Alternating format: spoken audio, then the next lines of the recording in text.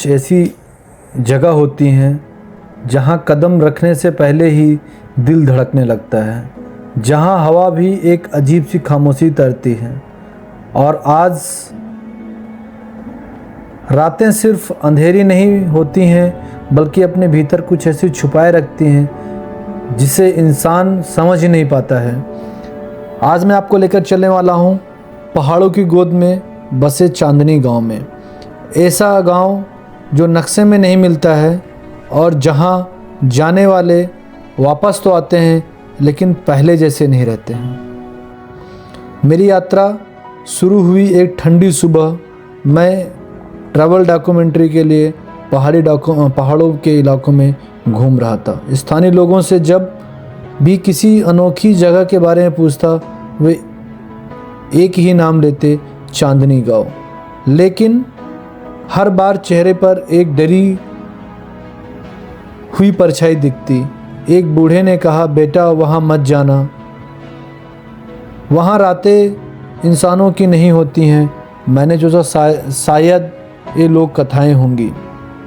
जिज्ञासा बढ़ी और मैं निकल पड़ा। रास्ता सकरा था, दोनों तरफ घना जंगल, पहाड़ों के बीच में आती हवाओं की आवाज़ जैसे फुसफुसा रहा हो। अचानक मुझे रास्ते पर एक पुरानी घंटी मिली। जंग लगी लेकिन बजने पर साफ आवाज़ देती। यह पहला संकेत था कि यहाँ कुछ अलग है। शाम होते होते गांव में पहुंचा। गांव छोटा था लेकिन अजीब तरह से शांत था। इतना शांत कि कदमों की आवाज़ भी तेज़ लग रही थी। एक बुजुर्ग महिला ने मुझे देखा और बोली, सूरज ढल रहा है, जल्दी कमरे में चले जाओ, बाहर रात में नहीं निकलते हैं। मैंने पूछा क्यों? तो उसने कहा, सिर्फ इतना कहा, रात में चांदनी गांव चांदनी नहीं रहता है। उसकी आंखों में डर था। मैंने सोचा शायद जंगली जानवर होंगे, लेकिन असली कारण उससे कहीं ज़्यादा डरावना था। मैं पुराने घर में ठहरा था। रात के करीब 12 बजे थे। मुझे बाहर से किसी के चलने की आवाज़ आई, धीमी, भारी, जैसे कोई बहुत धीरे धीरे कदम रख रहा हो। मैंने खिड़की से झांका। गांव के बीचों बीच एक पुराना बरगद का पेड़ था। उसके नीचे सफ़ेद कपड़ों में एक आकृति दिखी। चेहरा नहीं दिखाई दे रहा था लेकिन वह मुझे दिख रही थी। मैं डर गया लेकिन अगले ही पल वह आकृति गायब हो गई। अगली सुबह गांव वालों ने मुझे घेर लिया। एक आदमी बोला, तुमने रात में बाहर देखा था क्या? मैं हिचकिचाते हुए कहा, हाँ। सभी एक दूसरे को देखने लगे। फिर वही बुजुर्ग महिला बोली, अब तुम यहाँ से जाओ नहीं पाओगे जब तक सच जान नहीं लेते। मैंने पूछा, कौन सा सच? वह बोली, चांदनी गांव एक श्राप है। यह गांव सिर्फ एक दिन में असली होता है, रात में किसी और दुनिया का हिस्सा बन जाता है। कई साल पहले इस गांव में चांदनी नाम की लड़की रहती थी। सुंदर, उसकी और सबसे प्यारी। लेकिन एक रात गांव के कुछ लोगों ने लालच में आकर उसे मार दिया। कहते हैं उसकी आत्मा आज भी गांव की रक्षा करती है, लेकिन रात में वह किसी को बाहर नहीं रहने देती है। जो भी बाहर मिलता है वह उसे अपने साथ ले जाती है। उस रात मैं सो नहीं पाया। लगभग 1 बजे फिर वही आवाज़ें। एक बार कदमों की आवाज़ धीरे धीरे दरवाजे तक आई, धीरे धीरे धीरे धीरे, फिर ठक ठक ठक। मैंने हिम्मत करके दरवाज़ा खोला।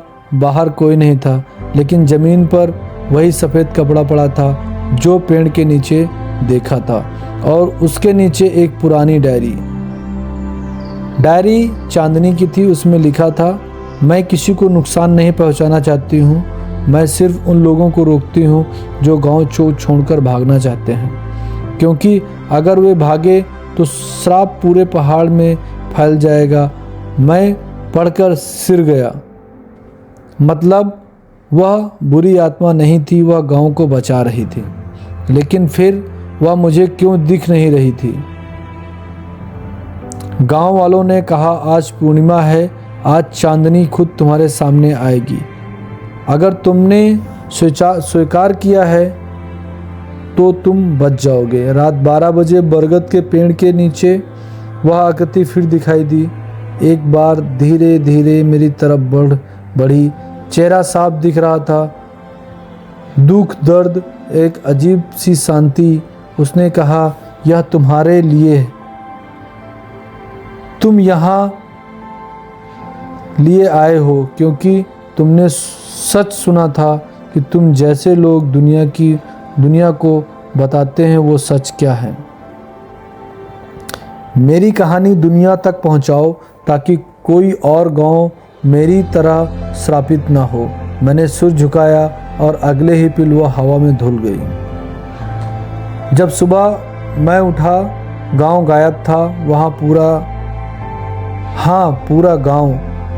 जहाँ घर थे वहाँ सिर्फ एक खाली मैदान था। मैं अकेला खड़ा था, हाथ में डायरी थी। एक राहगीर ने मुझे देखा और पूछा, तुम यहाँ क्या कर रहे हो? यहाँ तो सालों से कोई गांव ही नहीं है। मैंने उस डायरी खोली।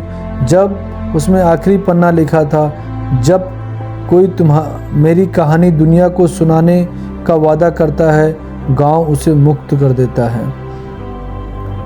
आज भी जब मैं उस डायरी को खोलता हूँ तो लगता है चांदनी की आवाज़ मेरे कानों में फुसफुसाती है। कैसी लगी हमारी आज की कहानी दोस्तों? आई होप आप लोगों को हमारा वीडियो अच्छा लगा। अगर वीडियो अच्छा लगा तो वीडियो को लाइक करो और चैनल को सब्सक्राइब करो और हमारी स्टोरी को ज़्यादा से ज़्यादा शेयर करो। मिलेंगे हम एक नई स्टोरी के साथ।